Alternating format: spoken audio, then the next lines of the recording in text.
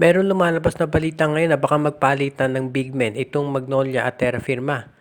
Kung itong Northport kinuha ulit itong si Sydney Onmubere pagkatapos nilang i-trade dito sa Barangay Hinebra, mukhang ang Terra Firma ganyan din ang gagawin.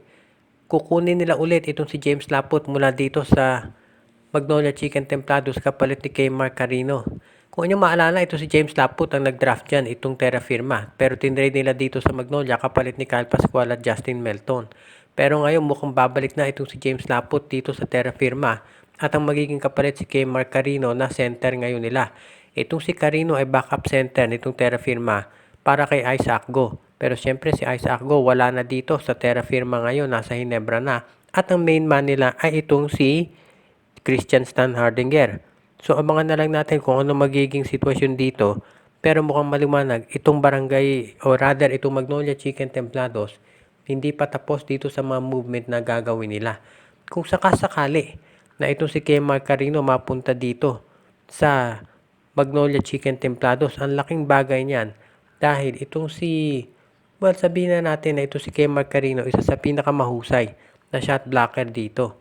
At alam natin, anong laban nila sa quarterfinals, talaga nagpakitang gilas yan sa depensa. Medyo hindi pa consistent sa offense pero sa defense maaasahan ito. At baka yan ang dahilan kung bakit gusto siyang kunin ni Coach Chito Victolero. Ito naman si James Tapot, ang laki na ng improvement niya ever since nung napunta sa Magnolia. Kaya sa tingin ko magiging magandang addition yan dito sa Terra Firma pagbalik at magiging suitable na backup yan ni Christian Stan Hardinger. So abangan na lang natin ang magiging sitwasyon dito pero maliwanag itong Magnolia ay gagawa pa ng moves at syempre Terra Firma parang Northport yan. Tuloy-tuloy lang ang mga trades na gagawin yan. At sa ngayon mukhang si James Laput naman ang kukunin nila mula dito sa koponan ni Coach Chito Victolero. Mukhang gusto nang madaliin itong TNT Tropang Giga ang pagkuha dito kay Robert Bolick mula sa NLEX Road Warriors. Sa ngayon kasi mukhang nakikita natin na itong TNT alam na yung ginagawang moves ng San Miguel para makuha itong si Cedric Fairfield. Kung totoo yung lumalabas na balita, mukhang na-outbid nitong San Miguel, itong MVP group sa pagkuha kay Fairfield. At yan ang dahilan kung bakit kahit nasa Blackwater itong si Fairfield, mapupunta siya dito sa SMB.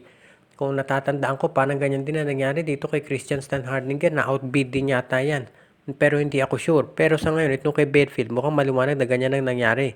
Talagang dapat sa MVP group si Fairfield pero mas malaki in-offer na pera nitong San Miguel para dito kay Fairfield at yan ang dahilan kung bakit siya malilipat na sa Beermen. Dahil dito mukhang ang magiging emergency plan nitong TNT ay kunin na ito si Robert Pollock mula dito sa NLEX Road Warriors. Oras na matrade itong si Fairfield dito sa San Miguel, ikakasal na rin nila yung paglipat ni Robert Pollock dito sa TNT.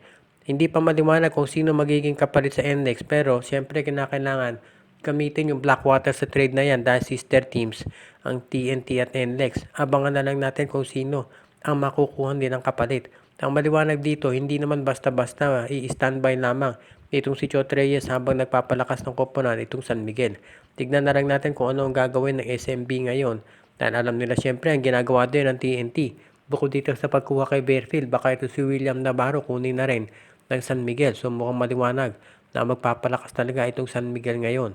As it is, kailangan tignan natin mabuti kung ano ang gagawin nitong TNT Tropa bukod sa pagkuha kay Bolick dahil nangangailangan pa rin sila ng pigman at yan ang tingin ko na isa sa mga priority na paiiralin ng MVP group at ni Chot Reyes dahil syempre gusto nila na makasabay dito sa San Miguel Beer.